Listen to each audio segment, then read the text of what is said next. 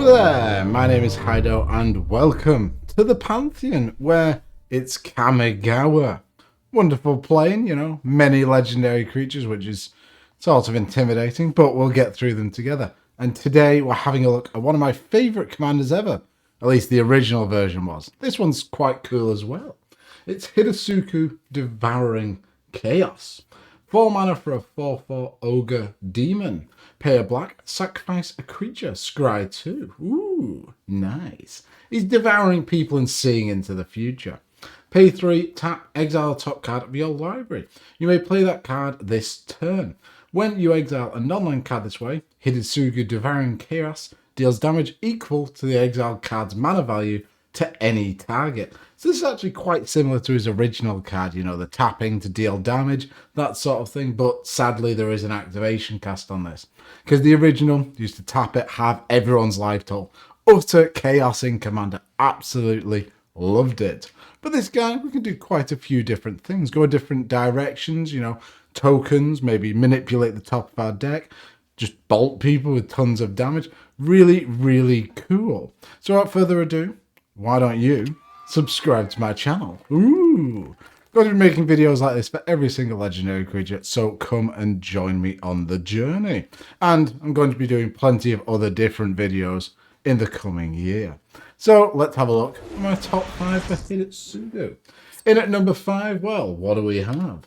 We've got Blood Speaker, and ogres are a demon's best friend. 4 mana, 3/2, Ogre Shaman. At the beginning of your upkeep, you may sacrifice Blood Seeker. If you do, search your library for a demon card, reveal that card, put it into your hand, and then shuffle your library. Whenever a demon comes into play under your control, return Blood Speaker from your graveyard to your hand. So our commander is a demon, so we're going to get that trigger. And if we base the deck sort of around semi-demons, well, we can make good use of the Ogre Shaman here. And ogres, you know, they're a nice little sort of counterpoint to the demons. Rakdos the Showstopper, a potential demon that we could search up. 6 mana, 6/6, flying and trample. When it enters the battlefield, flip a coin for each creature that isn't a demon, devil, or imp. Destroy each creature whose coin comes up tails. So that excludes our commander completely.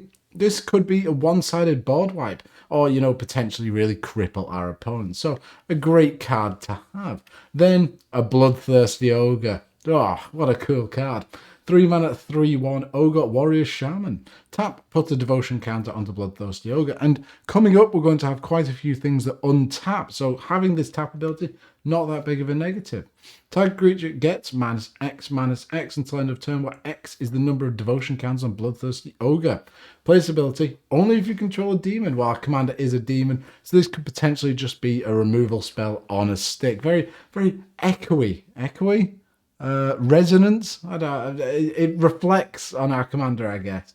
My English comprehension is crumbled. Tomb of Arami, legendary land. Garbage, but I love this thing. The foil on this, by the way, is astonishing. It looks amazing. Tap, add a black to your mana pool. Tomb of Arami deals 1 damage to you if you don't control an ogre. Hey, Hidetsugu, well done, mate. Pay 4 and tap, sacrifice all lands you control. Put a legendary 5/5 black demon spirit creature token with flying named Urami into play. This could potentially be like a game-winning play. You know, you just sacrifice all your lands, then you've got a flyer, poof, swing in. It's cool to have in a deck. You know, our commander, we want him on the field most of the time, so it won't be dealing us a damage. And that brings me on to number 4. Section 4 is Ophiomancer and token producers, because we want to be able to sacrifice things to manipulate the top of our deck with our commander's ability, and having recurring tokens, you know, generation is really, really good for that. Ophiomancer, one of the best. 3 mana for a human shaman. Beginning of each upkeep, if you control no snakes, create a 1/1 black snake creature token with death touch. And this is a 2/2. So making a snake, pretty goddamn good. Excellent blocker, and each turn we can sacrifice it for a single black, scry 2, then we get another snake because we have no other snakes. So this can help rip through our deck, and also we're getting a good blocker on the ground. Then, if we're sacrificing creatures, Shadows of the Past is a great card to have in the deck, and really echoes, or, you know, reflects our commander's abilities. 2 mana for an enchantment. Whenever a creature dies, scry 1. That's not just our creatures, that's everything. So if there's a board wipe, we're going to scry 1 a ton of times. Pay 5, each opponent loses 2 life, and you gain 2 life. Activate this ability only if there are 4 more creature cards in your graveyard. So potentially, if you end up with infinite mana, this is also a win condition. Just bolt people down, or shock people down over and over again. Really, really cool card to include in the deck. Then, a personal favourite of mine, Tombstone Stairwell. 4 mana for an enchant world. Cumulative upkeep of 2, so in the first upkeep you pay 2, then 4, then 6, or you have to sacrifice this. During each upkeep, each player puts into play a Tombstone token for each summon card in his or her graveyard. Treat those tokens as 2/2 black creatures that are unaffected by summoning sickness and count them as zombies. At the end of turn, if Tombstone Stairwell leaves play, bury all these tokens. Really, really awesome card, constantly making tokens on everyone's side. But, hopefully we're going to get the most. And if not, we can always sacrifice them to get the scries of our commander. And they all die at end of turn, so it triggers things like Shadows of the Past a bunch of times. Then there's Bitter Blossom, 2 mana tribal enchantment fairy. At the beginning of your upkeep, you may lose, well, no, there's no may, you just lose 1 life and create a 1/1 black fairy rogue creature token with flying. So a constant generation of tokens, and your opponents could be playing big flyers. Nice little flying blocker. Just hope they don't have trample. Then there's Bontu the Glorified, a great little sacrifice outlet if we don't have our commander on the field. 3 mana for 6, Menace Indestructible. It can't attack or block unless a creature died under your control this turn. Should be pretty easy with all the sacrifice going on. Pay 2, sacrifice another creature, scry 1, each opponent loses 1, you gain 1 life. So a nice little sacrifice outlet. Yes, it costs 2 mana instead of the 1 or potentially 3, but it's going to be pinging down our opponents, and we're getting that lovely scry action. Then there's Infernal Genius, 6 mana, enchantment. At the beginning of each player's upkeep, that player puts the top card of his or her library into his or her graveyard. He or she puts X 1/1 black minion creature tokens into play, where X is that card's converted mana cost. So this is really good in the deck because of our commander's other ability. We're going to be manipulating the top of our deck a whole bunch. So if we exile, I don't know, a 9-cost card, well, we're going to get 9 minions. Our opponents more than likely won't have any way to manipulate the top of their deck, and we're going to get full advantage from it. Finally, we've got Woe Strider, who's a nice little sacrifice outlet and a token generator as well. 3 mana for a horror, 3/2. When it enters the battlefield, you get a 0/1 white goat creature token. Sacrifice another creature to scry 1. You don't have to pay a black mana, so in some ways it's a lot better than our commander. Escape for 5. So exile 4 cards from your graveyard, and you can cast this from your graveyard, so it's going to keep coming back. Then, when it escapes, put 2 1/1 counters on it, so it's a 5/4. Ooh, meaty. And that takes me on to number 3. At number 3, we've got ways to untap our commander, because our commander's tap ability is one of the key things of this deck for me. An Umbral Mantle allows us to use it multiple times a turn. 3 mana, equipment. The quick creature gets 3 and untap. This creature gets +2/+2 until end of turn, equipped for 0. So our commander will become a 6/6, but more importantly, we've used that tap ability, we untap it, and then we can tap it again, or potentially attack, or do whatever you want. Amazing card, works fantastically in this deck, and untap effects are really key here. Sword of the Perunes, 4 mana for an equipment. As long as the quick creature is tapped, tapped creatures you control get +2/+0. As long as the quick creature is untapped, untapped creatures you control get +0/+2. Did I get it wrong the first time? I think I did. Anyway, you can pay 3, you may tap or untap a quick creature and equip for 3. So this is fantastic. With all of the tokens we're building, we could just build a big token army, tap our commander, and then they've got +2/+0. We attack in for lethal damage. Or we could just use our commander's ability over and over again to keep, untapping it, then tap it, use the ability, bolt something. And it just generates so much value. 1,000-Year Elixir, 3 mana for an artifact. You may activate abilities of creatures you control as those creatures had haste. So it gives pseudo haste, although we can't attack. Pay 1 and tap to untap target creature. So we can untap our commander for singular mana and use that ability again. Get a bit deeper into the deck, bolt something even more. Then there's Magerite Stone, 2 mana for an artifact. Pay 1 and untap target creature that has an activated ability with tap in the cost. So in this sort of deck, I'd ensure that we have lots of other tap sort of ability. I talked about the Ogre earlier.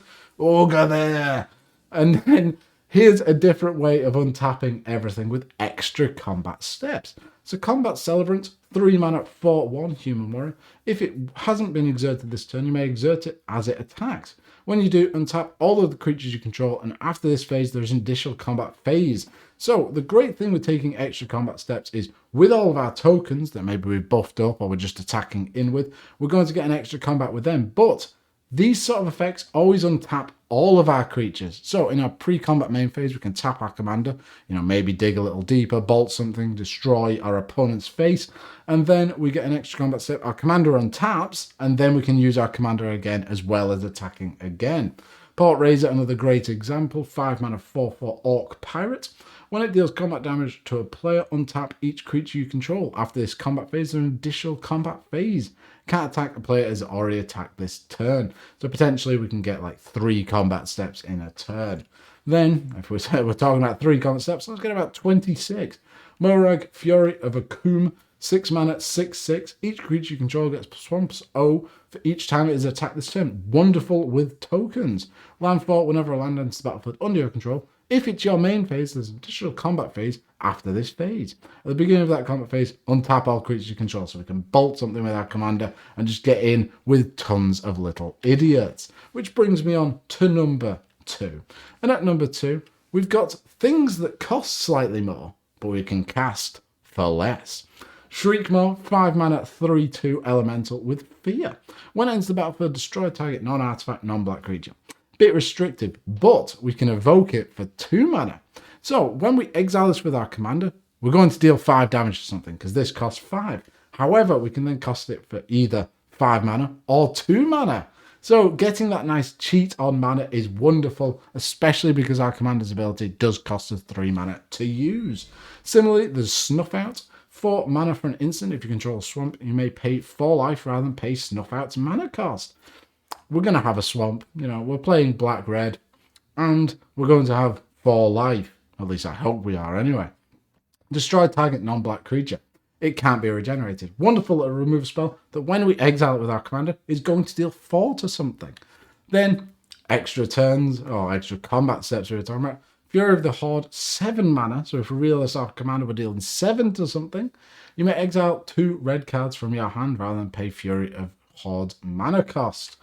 On top of creatures that attack this turn, after this main phase, there's an additional combat phase, followed by an additional main phase. So we just get rid of a couple of garbage cards, extra combat step, bing bang bosh, we've won the game. Then there's Baleful Mastery, 4 mana instant. You may pay 2 rather than pay the spell's mana cost. So it's either 4 mana or 2 mana.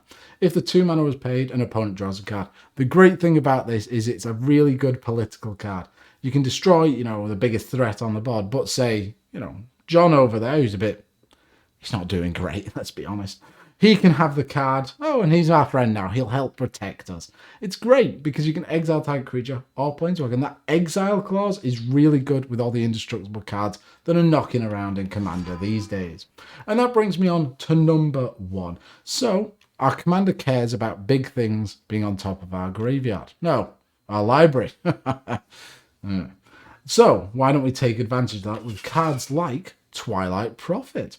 4 mana, 2/4 Vampire Cleric, flying and ascend. So if you control 10 or more permanents, you get a City's Blessing for the rest of the game. It just sits there at the side of the city. At the beginning of your upkeep, you may have, if you have the City's Blessing, reveal a top card of your library and put it into your hand. Each opponent loses X life and you gain X life, where X is the card's converted mana cost. It's doing exactly what our commander wants to do, except a lot better, to be quite honest. We get to, keep it in our hand. We get to dome everyone for that damage. Yes, it can't target creatures, but it's so powerful and just a wonderful card overall. Similarly, there's Baleful Omen. I love the artwork on this. I think it's a merfolk, but he looks like a giant. I don't quite understand what's happening, but I love it. 7 mana enchantment. At the beginning of your end step, you may reveal a top card of your library. If you do, each opponent loses life equals to the card's converted mana cost. Really going to hit everyone for tons of damage. And the fact is, at the end step, as soon as this comes into play, we're going to get an activation of it. Yes, the card just stays there. We don't draw a card, but it's going to deal tons of damage. Then we've got the Sin Prodder. I love this card. 3 mana, 2/3. 3/2. Menace Devil. At the beginning of your upkeep, reveal the top card of your library. Any opponents may have you put that card into your graveyard. If that player does, Sin Prodder deals damage to that player equal to the card's converted mana cost.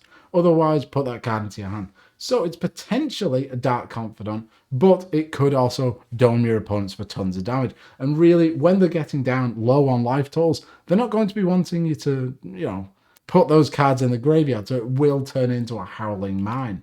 Then there's a Keen Duelist, 2 mana human wizard. At the beginning of your upkeep, you and target opponent each reveal the top card of your library. You each lose life equal to the mana value of the card revealed by the other player. You each put the card revealed into your hand. So we are going to be revealing big, massive spells, 9 mana sort of stuff, Ulamogs, things like that. Well, they're going to be revealing, some probably, CEDH card. Oh, as if we're going to die to that. And we're going to be taking like 2. They're going to be taking 11. And, it's a really good card, and it's really breaking the synergy of it. I love it. Then a couple of ways to manipulate the top of your deck here. Sensei's Divining Top, the classic and probably the most expensive. 1 mana for an artifact, pay 1, look at the top 3 cards of your library, then put them back in any order for just 1 mana. Really helps set up the entire deck. Then you can tap to draw a card and put Sensei's Divining Top on top of its own library. If you really want to, deal 1 damage, you've looked at the top 3, it's only lands, or you can put it on top, exile it with our commander, bing, for 1. But that 1 could be lethal. Then there's the Orcish Librarian. Look at the artwork on this. He's eating library paste. 2 mana, 1/1. Orc. Pay a red and tap. Look at the top 8 cards of your library. It's pretty deep.